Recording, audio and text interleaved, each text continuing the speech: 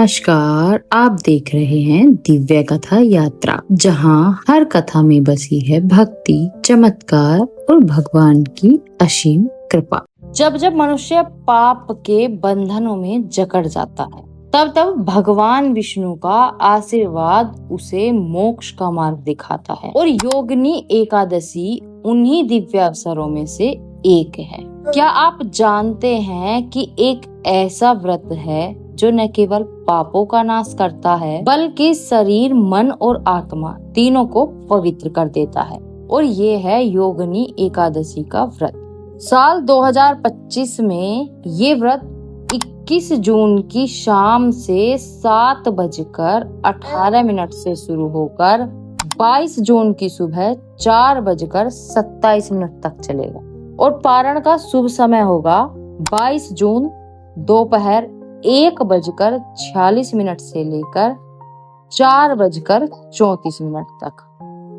आइए जानते हैं इसका रहस्य, कथा, पूजा विधि और महत्व। और स्वागत है आपका दिव्य कथा यात्रा में, एक ऐसी यात्रा जहां हर कथा में छुपी होती है आस्था, चमत्कार और परम भक्ति की अनुभूति। एक ऐसी आध्यात्मिक यात्रा जहां हर कथा में छुपा है आस्था का चमत्कार। योगिनी एकादशी का व्रत रखने से 88,000 ब्राह्मणों को भोजन कराने जितना पुण्य फल प्राप्त होता है। जो इस व्रत को विधि पूर्वक करता है, उसके जीवन से रोग, दरिद्रता, शोक और अपयश हमेशा के लिए विदा हो जाते हैं। ये एकादशी विशेष रूप से उन लोगों के लिए है जो पापों के बंधन तोड़कर प्रभु की भक्ति में लीन होना चाहते हैं। स्वर्गलोक में कुबेर के पुष्प वाटिका का एक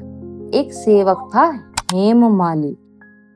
ये कथा है हेममाली की। उसका कार्य था प्रत्येक दिन भगवान शिव की पूजा के लिए कुबेर को पुष्प लाकर देना। पर एक दिन हेममाली अपनी पत्नी के साथ विलास में व्यस्त हो गया और फूल लाना भूल गया। कुबेर को यह अपमान बर्दाश्त नहीं हुआ। उन्होंने क्रोधित होकर हेममाली को श्राप दे डाला, जा तू धरती पर कोड़ी बनकर भटकेगा। हेममाली स्वर्ग से गिर पड़ा और धीरे धीरे उसका शरीर सड़ने लगा। वह भूखा प्यासा थका मरा जंगलों में भटकता रहा। एक दिन वहाँ महर्षि मार्कंडेय के आश्रम में पहुंच गया। वहां ऋषि ने उसकी पीड़ा देखी और कहा, वत्स, तेरा उद्धार केवल एक उपाय से हो सकता है, और वो है योगिनी एकादशी का व्रत। हेममाली ने पूरी श्रद्धा से व्रत किया, पूजा की, उपवास रखा और जागरण किया। और फिर प्रभु विष्णु स्वयं प्रकट हुए। उन्होंने कहा, हे भक्त, तेरी भक्ति से मैं प्रसन्न हूँ। आज से तेरा पाप समाप्त, तुझे शांति और स्वास्थ्य प्राप्त हो। अब जानते हैं इस व्रत की विधि। दशमी की रात को ही सात्विक भोजन करें।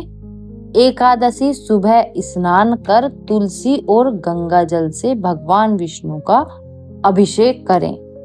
धूप दीप नैवेद्य अर्पण करें, केवल फल और दूध से। विष्णु सहस्त्र नाम या भगवत गीता का पाठ करें। रात्रि में भजन कीर्तन और जागरण करें। द्वादशी को शुभ मुहूर्त में व्रत का पारण करें। वृद्ध ब्राह्मण या गाय को भोजन दें। हेममाली एक यक्ष था, फिर भी प्रभु ने उसे क्षमा किया।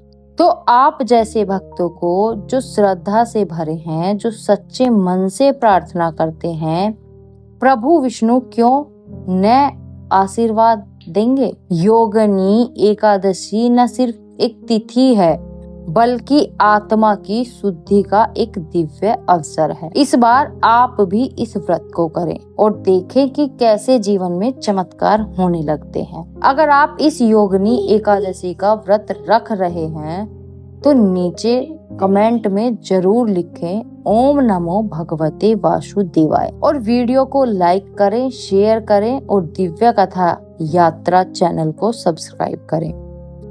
जय श्री हरि।